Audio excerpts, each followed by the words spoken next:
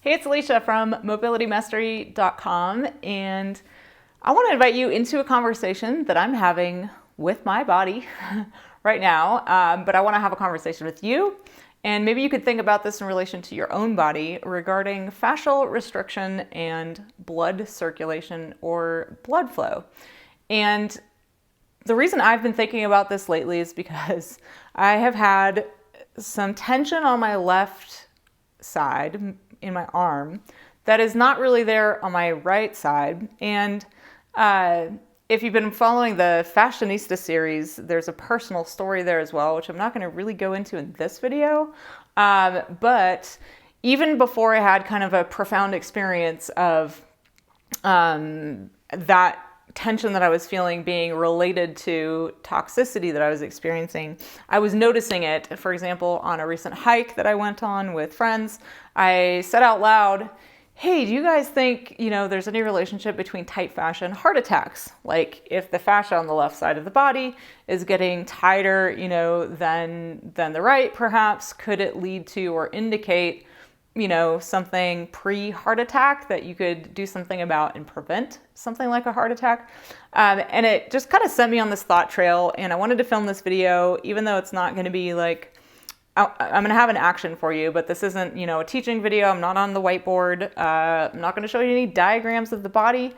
I want you to imagine this with me. So I had kind of a scare with a lot of tension in my left arm, to the point that I actually noticed myself beginning to panic at the thought that I could be, gearing up for a heart attack, or my body might be, right? And the thought even occurred to me, what if it's not happening now, but it, maybe it's going to happen 3 weeks from now, or 6 months from now, or 3 years from now. And it's and this thought spiral I went on really started to induce this panic, because it was oh my God, if this is if it's going to happen, I don't even know when, and can I even do anything about it? And ultimately I noticed the panic. I, was able to be with it in a way that would actually calm it. So I got calm and then got curious about what's happening, and I made a doctor's appointment. And after making the doctor's appointment, I ended up kind of figuring out for myself what was going on based on just getting curious about my body, letting it kind of guide me into some fascia release that I did that actually helped diminish this kind of crazy, weird pain, tension thing that was happening in my left arm. I know now, I feel certain based on, the experience I've had since then, that it was definitely related to toxicity and probably some superficial blood flow, like blood vessels in the superficial fascia. But when I arrived at the doctor's office, I asked both the doctor and the nurse, do you think it's possible that tight fascia can cause, blood restriction, either arterial flow or venous flow? And the nurse's immediate response was, no, the only thing that can do that is a blood clot. And then she goes, and, Western medicine maybe isn't the best at looking at alternative theories, which I appreciated her saying that. But it really got me thinking about this, and based on my personal experience, I'm inclined to completely disagree. So this video is really about exploring the idea that fascial restriction in the body could impact or impede blood flow in the body in both directions. So we have, arterial flow, we have venous flow, we have blood flowing from the heart and the abdominal region, right, to the extremities, and then from the extremities back to the heart. And it was really my experience of kind of looking at blood flow back to the heart, that venous flow in my own body related to my arm, that helped me kind of understand what was happening. So the interesting thing here with my story related to my arm is that my arm was actually the thing feeling weird, feeling wrong, feeling there's some, but I didn't necessarily feel like my arm was the problem. I just was contacting my arm, not sure how to help it. And what I ended up actually doing was, and if you're super interested in like the full story of this, I encourage you to check out my Fashionista series and some of the episodes that came out in November of 2019. But I definitely was noticing like some tender, sore stuff in my superficial fascia, which indicates toxicity to me. So I knew that. So I had that data going for me, right? And that was definitely present in the left arm and not on the right. But it didn't necessarily feel localized to, like that was the problem. So it didn't feel localized to my arm. It was like I was wearing a sleeve around this arm and everything. So if you were to like draw a circle around my armpit, kind of halfway going around my chest, like a little bit of my chest, and then around the back of my shoulder, it was as if a line was getting drawn and everything from that line down my arm felt wrong. So I love to experiment, and I got on a foam roller and ended up opening up that line. So I wanted to explore that line that I felt like was around my shoulder and see what happened. And I did nothing else. I didn't touch my arm. I didn't do any arm fascia release that day. I had had some done the day before, but I was getting into here areas that we didn't get into in this other kinetic session that I did with one of my practitioners. And opening up this area allowed that weird feeling and all of the tenderness to completely move out of my arm. Why is this interesting in relation to blood flow or blood circulation? I'm going to tie this all in, by the way, hopefully into a picture we can think about, or that you can think about in relation to your own body. But this is interesting to me because it wasn't the fascial restriction in my arm that was the problem. It was actually fascial restriction upstream that now I believe, based on my experience, was blocking venous blood flow from my arm back to my heart. So the deoxygenated blood, the toxic lymph, everything in that superficial fascia on my left side wasn't moving because there was a block here. So I want to invite you to think about blood circulation in your body in two primary ways based on my recent experience. Number one, fascia or connective tissue wraps your blood vessels.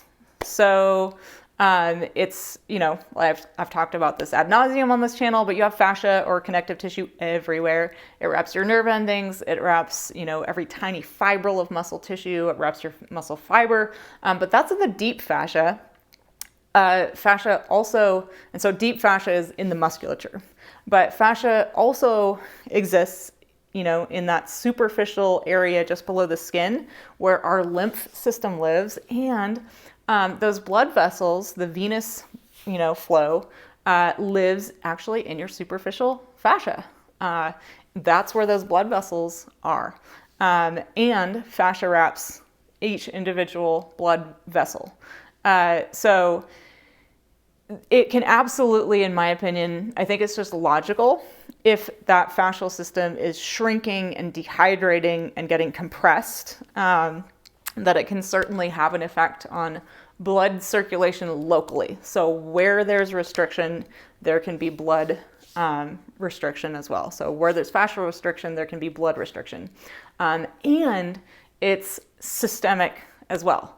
So you could end up, like I did, opening up the fascial and blood vessel systems, say in your extremities, like I did in your arms. But if you don't identify and open up the channels that blood flow moves towards in order to get back to the heart, or if you're talking about going the other direction from the heart down into the extremities, right? Then you've opened up one area and it wants to flow. It's like moving now, and then it hits a dam. And so because you've opened up so much, like I did in my arm, but I didn't open this up, it caused kind of a, I wouldn't necessarily say a bigger problem. It got my attention.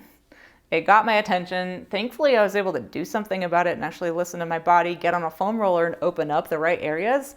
But the reason I really wanted to film this video is because Western medicine wants to tell us that the only thing that will ever stop blood from flowing in your body is a blood clot.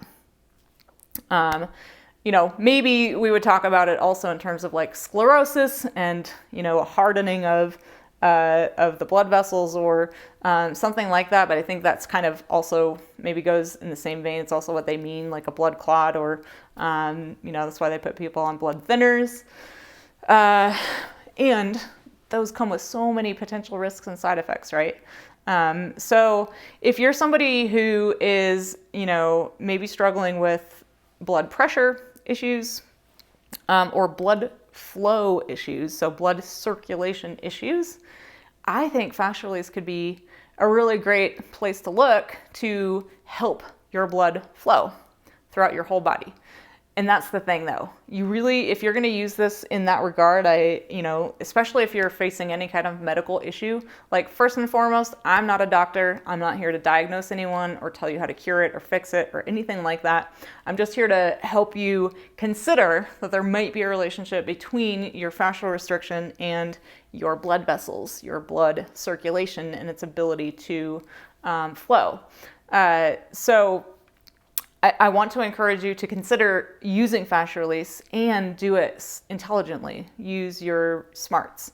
You don't want to just open up one area and then if you start feeling something like I did, just ignore it or go to the doctor per se. I mean, you could, right? Maybe you need to go to the doctor, but your body will talk to you. So if you need to open up another area, your body might get your attention, like it did with me. But I really just wanted to have a conversation with somebody other than myself and my body about this, because it's not something you're going to hear in a doctor's office. It's not something they're going to talk to you about. They likely have never really even thought about it. But the thing that I want you to imagine is, imagine your blood flowing through your body, right? You could Google this and look up blood circulation and find some pictures. I'm not sharing them here because so many of them are copyrighted and I can't use them.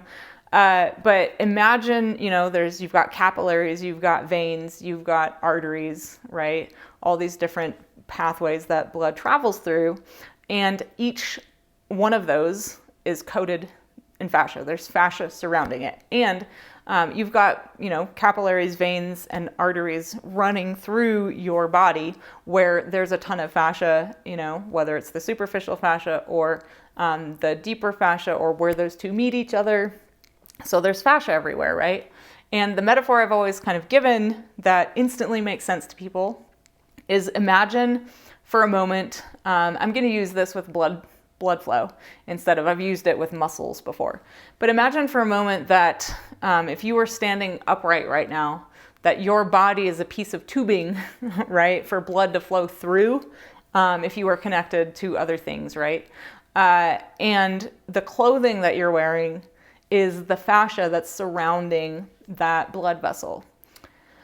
If your clothing right now shrunk 2, 3, 4, 5 sizes, what do you think would happen to the ability of that blood to flow? It's logical to think it might get restricted, right? Or even if it's getting squeezed, like it can still flow, but not to the same flow rate or whatever, I don't know what you would call it. Like the volume that wants to move through isn't the same. So if you want to move more volume through at a more rapid rate, you want to open those channels back up, stretch or release those fascial restrictions, right, to open up the blood vessels. Now, my personal theory and belief on this is that we're brilliantly designed. We're amazing at compensating. Health is not just handed to us, however. We do have to participate in it. And our body will probably prioritize keeping blood flow open over getting blood flow to muscles. So, or joints even. If blood is not flowing in your body, you're dead, right? Like if it were cut off at any point, like you die. So I think it's like one of the last things that your body will allow to happen within that fascial system.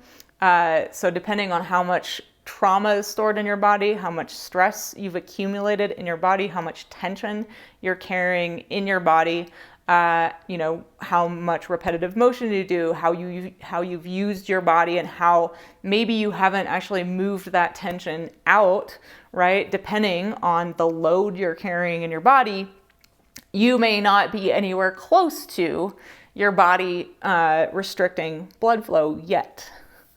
But as we age, I definitely think it's something to consider and keep in mind.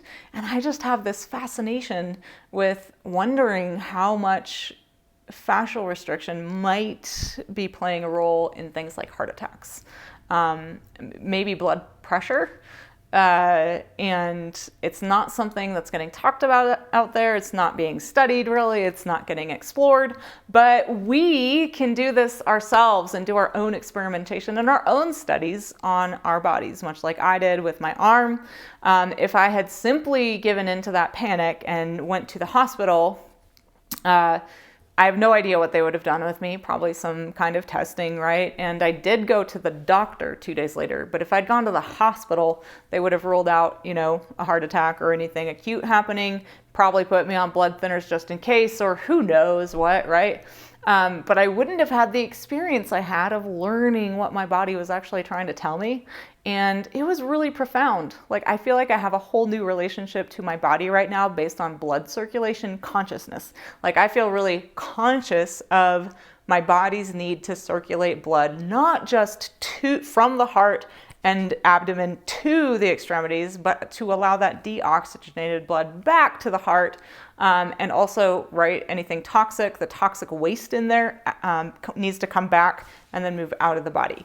So I think it's a worthwhile thing to think about for all of us, but especially any of you with blood circulation issues, whether that's, related to diabetes, or if you have a history of stroke and heart attack in your family line and you want to start looking at this, or anything like that. So I would love to hear your thoughts on this by sharing below. In the comments section, I'll definitely come talk to you. And if you're new to my channel, maybe you landed on this video based on the title of it or the keywords.